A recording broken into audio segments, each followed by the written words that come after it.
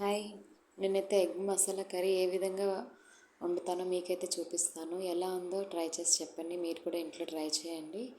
ఫస్ట్గా ఒక 4 to 5 ఉల్లిపాయలు అయితే తీసుకొని బాగా వాటిని అయితే చిన్న చిన్న ముక్కగా కట్ చేసుకున్నాక టమాటో ఒక 2 తీసి ప్యూరీ చేసుకొని ముందుగానే బాయిల్ పెట్టుకున్న ఎగ్స్ని నేను చూపిస్తున్నట్టుగా చాక్తోనైతే దాన్ని చిన్న చిన్న లైన్స్ పెట్టండి ఎగ్స్ పైన. దాని తర్వాత ఆయిల్ కాస్త వేసి అందులో కొద్దిగా పసుపు గుండు వేసి నేను ఈ కట్ చేసి పెట్టుకున్న ఎగ్స్ని అయితే బాగా ఫ్రై అయితే చేసుకోండి. ఫ్రై చేసుకున్నాక ఇది కాస్త కలర్ చేంజ్ అయిన తర్వాత తీసి అదే ప్యాన్లో ఇంకొద్దిగా ఆయిల్ అయితే వేసి ఆవాలు కొద్దిగా జీలకర్ర కొద్దిగా వేసేసాక అయితే ఉల్లిపాయ ముక్కలు పచ్చిమిర్చి ముక్కలు మొత్తం వేసి కాస్త ఈ కలర్ వచ్చేంత వరకు ఫ్రై చేసుకున్నాక ఏం చేస్తారంటే అల్లం వెల్లుల్లి పేస్ట్ అయితే వేయండి. అది కూడా పచ్చివాసన పోయేటంత వరకు బాగా ఫ్రై అయితే చేయండి.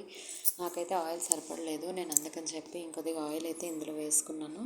ఎందుకంటే నాన్ వెజ్ కర్రీస్కి ఆయిల్ లేకపోతే ఏం బాగోదు కదండి, అందుకే ఇంకాస్త వేసాను.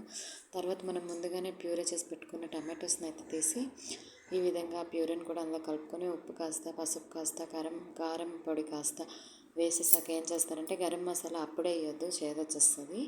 ఇలా ఉప్పు పసుపు కారం పొడి నేనైతే వేస్తున్నాను. ఇవి వేసేసాక ఏం చేస్తారంటే కాసేపు అయితే లిడ్ అయితే క్లోజ్ చేసి పెట్టుకోండి. ఇది నేనైతే 5 minutes కప్పాను. కప్పిన తర్వాత ఆయిల్ అయితే ఇలా పైకి తెల్లడం అయితే స్టార్ట్ అయింది.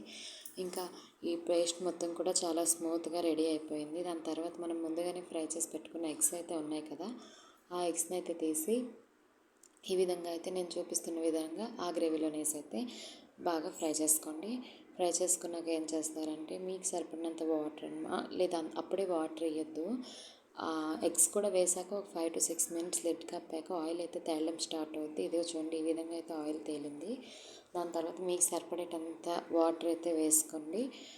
నాకైతే నేనైతే కొద్దిగా వాటర్ వేసాను, ఎందుకంటే గ్రేవీ అన్నది వస్తేనే బాగుంటుంది కదా కర్రీ. దాని తర్వాత ముద్ద అయిపోద్ది ఉడికేటప్పుడు. కాస్త గరం మసాలా, దాని తర్వాత కొత్తిమీర పొడి, కారం పొడి సరిపోయిందో లేదో చూసి ఈ టైంలోనే వేసుకోండి. కలపకుండా అయితే గ్యాప్ పెట్టుకొని ఉంచుకున్నట్టయితే ఈ కొత్తిమీర గరం మసాలా వాసన అయితే దానికి పడుతుంది. అంతేనండి, చాలా సింపుల్. ఎలా ఉందో చెప్పండి. Bye bye.